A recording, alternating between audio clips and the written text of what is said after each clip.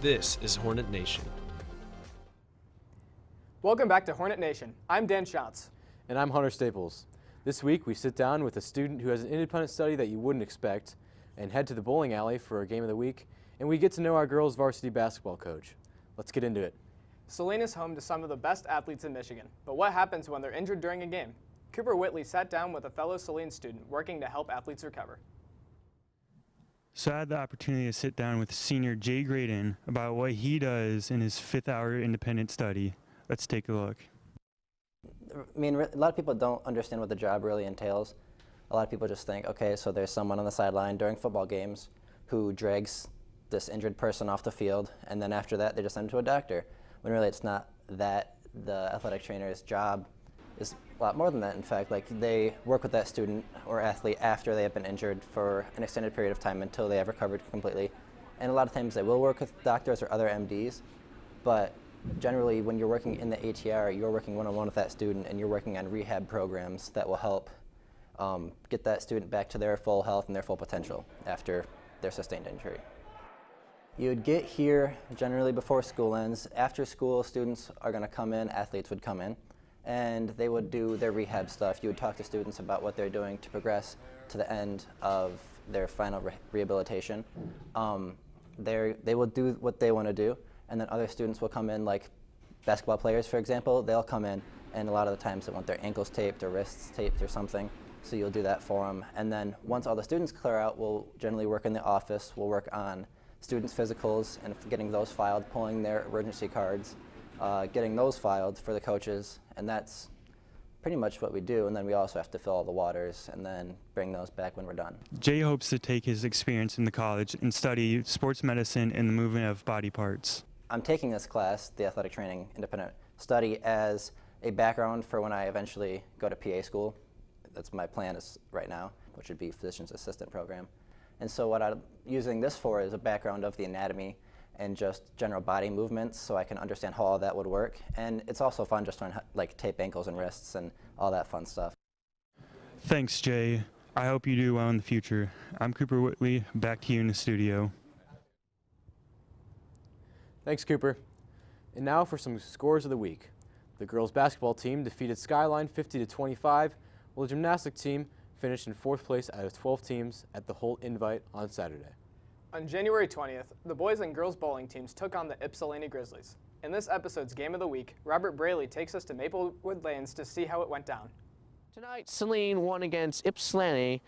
Boys won 29-1 and girls 21-9. We go to interview the coaches and captains on what they had to say about the game. I feel pretty good. We won, of course, and by a pretty big margin, so pretty excited.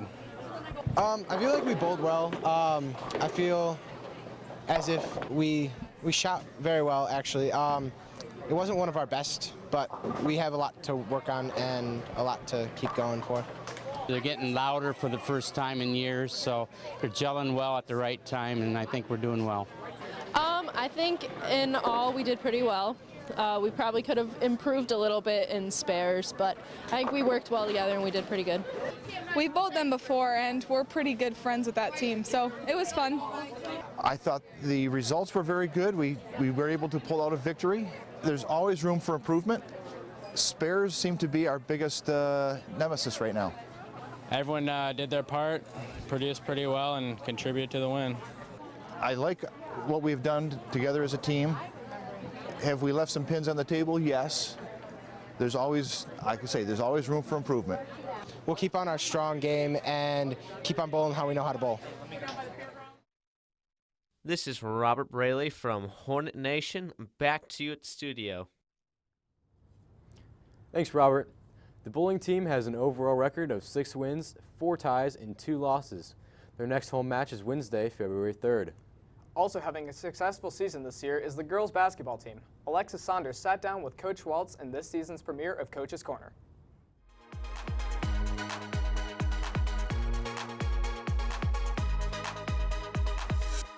Mr. Waltz is our women's varsity basketball coach. This is your second time on the show now. Yeah.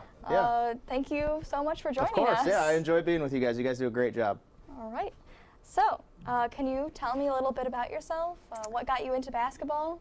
As a matter of fact, I was a varsity basketball player here at Saline for 3 years when I was in high school back in the early 2000s. When I came back to teach here in this building, Jason Pickett, who is now the men's JV basketball coach, was the women's coach at the time.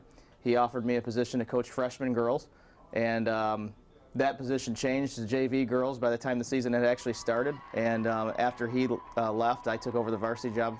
This is my 5th year now, and so that's what got me into coaching, and I enjoy every day of it. Is there anything that you tell the girls, every game or every practice? It's going to sound probably corny to you guys, but every game in the last huddle right before we take the court, I always tell them that I love them no matter what, and I think that's important. They understand that no matter win, lose, or draw, that I support them, and I know that they support us as well, and we're all in it together.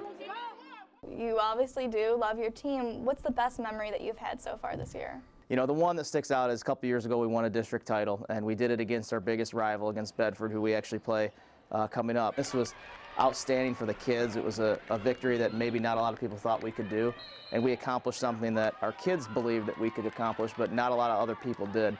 And so that, in 2013, winning that title was a fantastic experience. If people are watching this and wondering, women's basketball, not the most exciting thing to watch or whatever, I challenge that. I challenge people to come out and watch us play, because I think they'd be impressed. All right, well, you heard it. Come out to the next women's basketball game. Thank you so much for joining us. Thank you. It was a pleasure. Appreciate it. Jeff Waltz was recently named MLive's 3rd most coveted women's basketball coach in the Ann Arbor area. Congratulations. Well, there you have it, Hornets. Thank you for tuning in for another episode of Hornet Nation. If there's a sport that we mentioned on the show today that we didn't feature in a video, check out our Vimeo page at www.com/shsvideo. Join us in 2 weeks for another spectacular episode of Hornet Nation. Enjoy your week, Hornets.